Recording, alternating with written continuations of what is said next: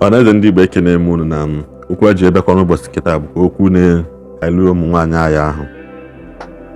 Ụmụ nwaanyị ndị Igbo amahụ m na-agbapụrụ unu agbapụrụ. Amarọ m na-agbapụrụ unu agbapụrụ. Unu ezuzugide ihe a zuzugide ihe a zuzugide ihe a. Ụfọdụ n'ime unu sizi na ha ama nnụzi dị. Ụfọdụ n'ime unu ji ọnụ ha ji eli ji na-ede si na ha ama nnụzi dị. Ịkpaghalị ha aka nọ na sị gị ụmụ nwoke isi scam.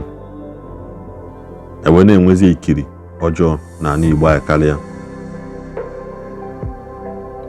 Ime hazizi ka ije meetie mama gị jụọ ya ka ihe ka mama gị na papa gị ka na-celebrate 40 years anniversary. Mana gịwa imepe ọnụ ijere ji na-ede si na marriage is a scam na ide anụ. Maka na kata m ihe eji nne na nna gị wee melụ mentọ ka esi amụta ka esi ebi n'ezinụlọ. Iwere akara oghere nọ n'ịntanetị na marọ m ebe o si wee bido si na nwa your mentor na ọ bụ na your mentor ya gbasa na family ndị ji nwere hope na onye awụdị marriage made in heaven gị. Ọ bụ na ha ya divorce ka ihe megwa ya ji wee jee n'ụwa dị. Mana nne na nna gị kwesị iji wee melụ mentor and mentee ka na-celebrate 40 years 50 years anniversary. Ịpụtasị mba na ọ bụrụ ya ka ị chọọ. Ụmụ nwoke anyị kwa ofu okwu ahụ ịma na asị okene na-agba ọkụ si na ọ na-aha mmanụ. O nwere ihe unu na-eme ya bụ ihe na-ewute m. Ịmana na gị na mmadụ na unu onweghị ebe ọ jikọrọ gị na na hapụ onye akọ gabala onwe. Mana ya pụta kwu ya nkwa enu kwu ya nkwa ana emechaga n'ikpeazụ isi na imekwazi. Onye emecha some people na-afụ some of these girls na-afụ this thing ha na-asị mba n'ike adịrọ ha.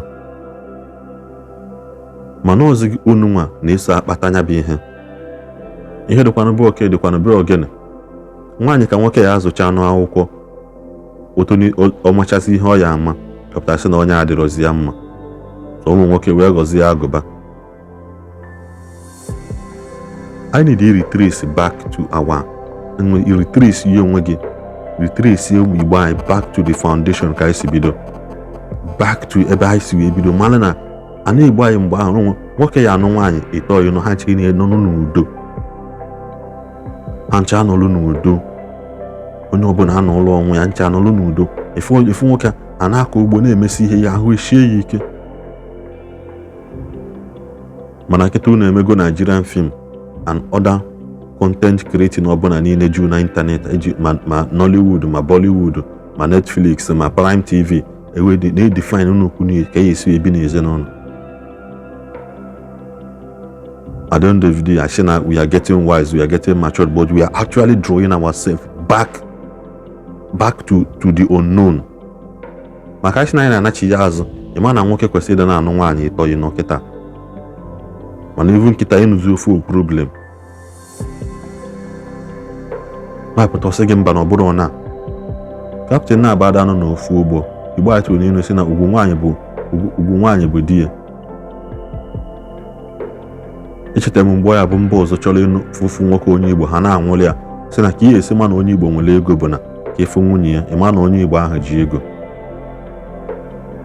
Mana kịta mba ọzọ na-agbakwụzili ndị Igbo anyị nwa n'ọsọ si na-akpa ya aka n'ọnụ enwe ewere gị gwọrọ ọgwụ ego pụọ ya na gị nọgide oluzie mgbe anyị anụ esi na mama gị jikwa wee sị gị papa gị sị gị ụmụnne gị sị gị.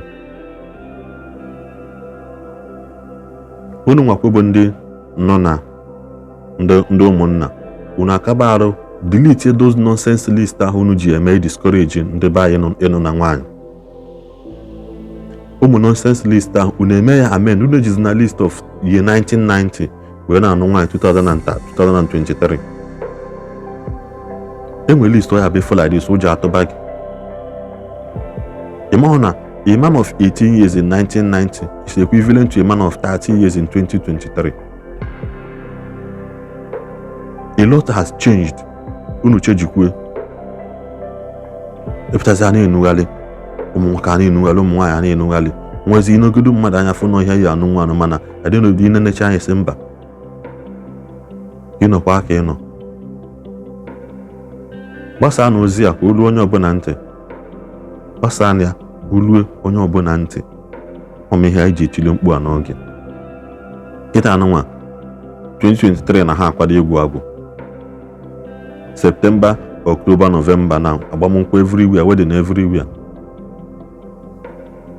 mana onwe ndị ihe anụnwa ndị na-eme na Disemba onwe ndị kwesịrị ime ya ma ọnwa ịtọ ma ọnwa ịnọ gara aga bụrụ maka na ego adịbịa bụrụ maka ka a na-agbagharị maka list adịna vidio nwoke nụchazi ahụ a na-afụ ya ọfụ ọsị after everything spend ebe bịa m isi ngwa ụna if ya under 1 month marriage agbasa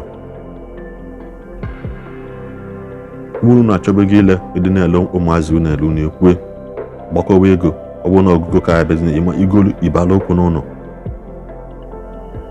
biko nụ ana m aya uru na-ayọ si na ike biko unu ofu vidio anụnwa gbasaa ya ka ndị mmadụ wepụ ego na bride price ụmụ nwoke unu amakwu n'isi ajọ nsuo onwe unu nwaanyị makwa na nwaanyị anụbata gị na nwaanyị na-ehubeli di ya isi ekwuchakwanụ ka enwenụ mgbe ọzọ